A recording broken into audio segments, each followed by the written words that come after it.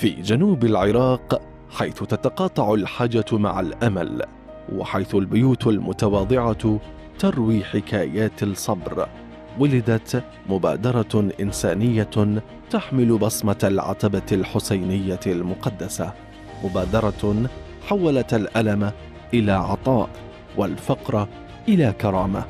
إنها مدينة الثقلين السكنية.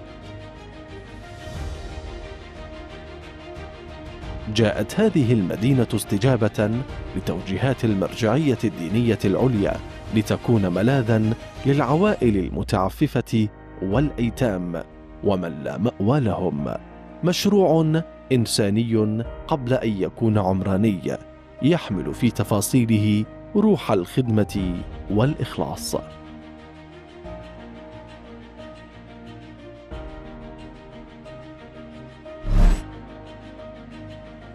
المرحلة الأولى تم إنجازها وتسليمها، والتي تتمثل ب250 وحدة سكنية. هذا العدد هو بداية لمدينة تمتد على مساحة تتجاوز 1,250,000 متر مربع، لتضم أكثر من 3,000 وحدة سكنية بتصاميم حديثة وخدمات متكاملة.